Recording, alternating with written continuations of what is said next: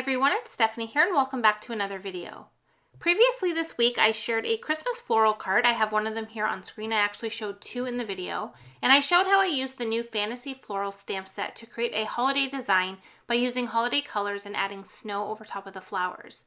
So today is part 2 of those cards. I wanted to show you how I used the 3 individual stamps to create both a wreath and a clean and simple card. So we're going to do that in today's video. So I'm going to go ahead and add these stamps to a piece of white cardstock.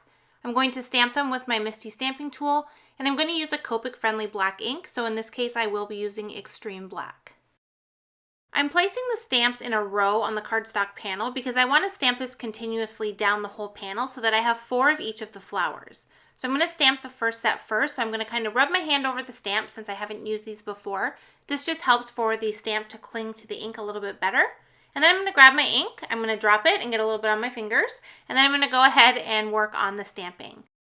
I like to stamp my images about 2 or 3 times to get a really nice solid black outline. So using the Misty to do the stamping really makes this easy since I can continuously stamp on top of each other until I'm happy with the final result. Once I have the first row stamped and finished, I'm just going to shift the cardstock piece down in my Misty, and I'm going to move it just enough so that I can stamp another row, but leave enough space that I'll be able to die cut these without any problem. So I'll stamp out my 3 rows, and then once I have 3 rows finished, I'm just going to flip that cardstock panel around in my Misty, and I'm going to stamp 1 additional row at the bottom there. So I'm going to be left with 4 flowers, each of the designs, and I'll be able to color all these all at once since I have them all stamped onto our panel. I have all my flowers stamped out and ready to go here, so I'm going to start the coloring with my Copic markers. I am only going to color 1 row on camera since we are going to color the flowers the exact same on each row. And I'm going to start off here with this rose first.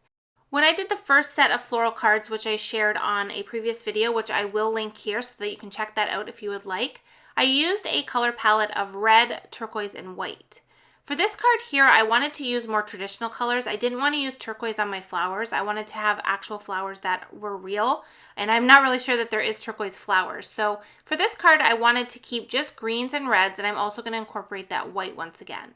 So the first thing I did is I colored my set of leaves, and I used 2 different shades of green. I used one that's a little bit more green, like a hunter green, and then I used one that's a little bit more brown in tone.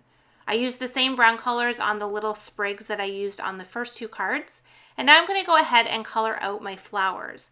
Now for this first one here, I'm going to use reds. I'm going to use different reds than I used on the initial 2 cards that I shared in a different video.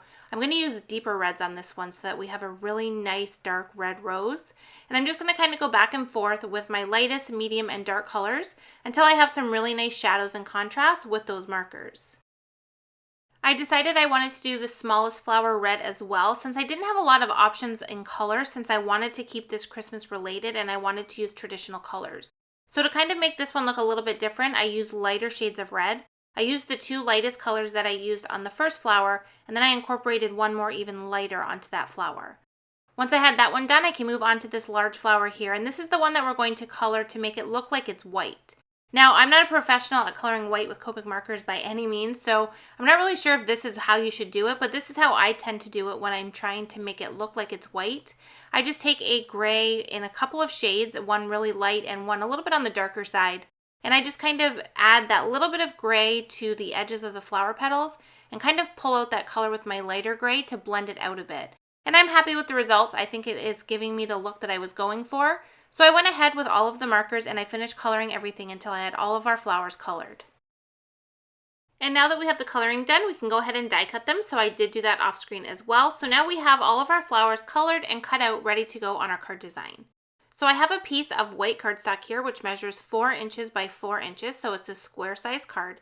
And I also have 2 different types of adhesive. I have some liquid glue as well as some foam squares because I'm going to add these onto the card using both of these methods. This will allow us to add some flat to the panel and then also add some with foam adhesive, which will give the card a little bit of dimension. I know that I want to create a wreath with these flowers, so I kind of played around with them before I worked on the card to kind of get an idea of where I wanted to place the flowers. So I am referring to a photo that I have on my phone that I took of the flowers laid out on my panel. This just helps it if you're not really sure what you want to do. This is a great way to get everything in place, figure out where you want to put things, and then take a photo to use as reference so that you know what's going to happen before you commit to gluing things down. So I glued that first one on there with the regular glue, and then I took all my flower pieces and I'm adding them back to the panel by kind of looking at that photograph and seeing where I had the flowers. Now this isn't going to end up exactly like the photograph or the original placement of the flowers, but it's going to give me a rough idea of where I want to place everything as I work my way around my circle, which is going to be a wreath in the end.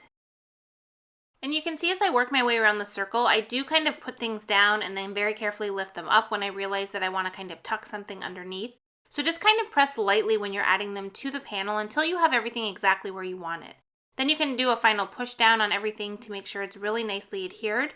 But by doing it a little bit lighter at first, it just gives you a little bit more wiggle room to move things around and get them exactly how you want them.